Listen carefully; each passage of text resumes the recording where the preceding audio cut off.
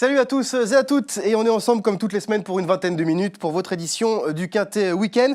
Prix de la Manche ce samedi à 15h15 sur l'hippodrome d'Anguien en région parisienne avec un magnifique soleil annoncé. On va faire d'ailleurs le point tout de suite sur la météo, la couleur du ciel avec Mana. 15 partants pour cette course de trot attelé qui n'aura aucun secret pour vous avec mes experts du jour, du quotidien Paris Turf, Sébastien Piazza que vous allez découvrir et Isaac Macaulay. Vos pronos presse comme chaque semaine, vos cotes et bien évidemment vos pronos avec notre expert Seb. Et puis en fin d'émission, on filera du côté de Dakar au Sénégal avec Mamadou Sissoko qui nous filera une tendance. Bienvenue à tous, la découverte du parcours et la météo tout de suite avec Mana.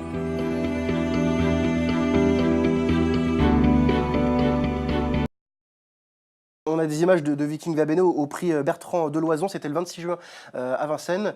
Tu vas pouvoir nous commenter ces images.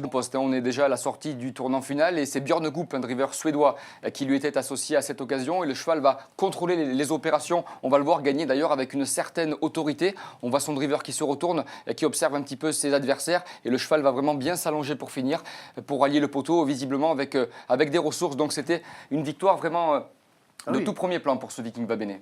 Et puis il y a de l'avance quand même. Hein. Oui, ça relâche un peu à la fin. Oui, mais on sent qu'il a quand même. On sent quand même qu'il a encore de la réserve. Exactement. Et il bat des très bons chevaux en plus sur cette course-là. Il a battu des chevaux qu'il va retrouver au départ de cette épreuve. Ah oui, donc ça peut nous donner de la confiance. Même si les données changent, parce que là on est sur l'hippodrome de Paris-Vincennes, le temple du trot, alors que là on est sur une piste plate, l'hippodrome d'Anguien. La conviction du premier garçon, Gianni Koyman, regardez. Gianni Koyman vous présente également Elmago Pellini qui a été disqualifié pour son retour sous la selle. Oui, c'était très dommage, sinon à mon avis il avait course gagnée. Quelques problèmes d'allure dans le dernier tournant, ça a enlevé la victoire à mon avis. Mais le cheval est bien, il n'y a rien à dire avec. Il revient sur l'hippodrome d'Anguien, un profil plat qu'il apprécie. Oui, voilà, plat ça va pas lui faire du mal, le cheval est bien. Ouais, voilà. Et Romain Samet? Ouais, ça va être difficile aussi, romanesque devant et encore des bons chevaux. Sur le deuxième poteau, il y a des bons chevaux aussi. Du coup, avec un petit peu de chance dans le parcours, il peut être dans les 3 premiers, je crois. Alors Isaac, tu vois, Seb a choisi le numéro 5, Ululabella comme outsider. Toi, tu as d'autres choses en tête, l'objectif étant bien sûr de faire grimper un peu la cote. Exactement, Seb en a parlé en début d'émission. Moi, je vois le 11 Tom Rush pour une cote un peu plus spéculative. Il est à 28 contre 1 en rapport probable. C'est un cheval de qualité qui aime les pistes plates, les parcours de tenue. Il a déjà gagné sur des distances de 4400 mètres, alors que là, c'est un parcours à 2875 mètres pour lui.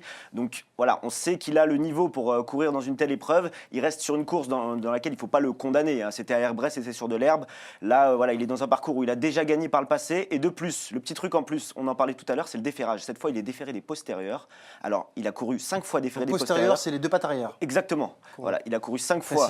Voilà, on précise pour les téléspectateurs, il a couru 5 fois déféré des postérieurs. 4 fois, il est arrivé dans les 4 premiers. Une fois, ça s'était moins bien passé. Et en plus, il a gagné une belle course à Caen. C'était le prix de la ville de Caen. Un groupe 3 où il s'est imposé à la surprise générale et à 52 contre 1. C'est pour ça qu'aujourd'hui, pour toutes les raisons que je viens d'évoquer, je le mettrai parmi mon outsider préféré dans cette course. Donc, on sait au Sénégal, Mamadou, que ça bouge pas mal du côté des PMU. Quelle est ta tendance, toi, pour ce samedi? Tu vois qui dans l'ordre? Dis-nous tout rapidement.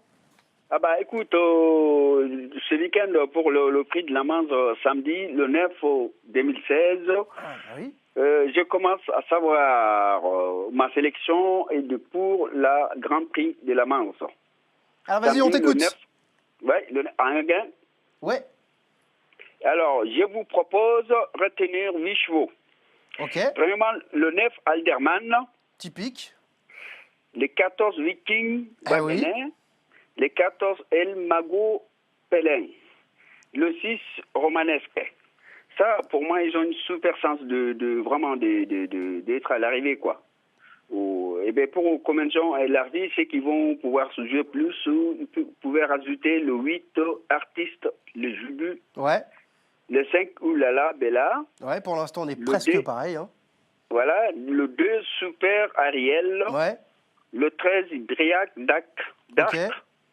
Et voilà, je pense que le 9, il a une chance d'être à l'arrivée. C'est une base solide. C'est une base solide qu'on peut appuyer là-dessus. Il faut juste souhaiter à notre ami Mamadou qui passe à la caisse, parce que comme ça, ce sera un bon signe pour tout le monde. Ah, oui.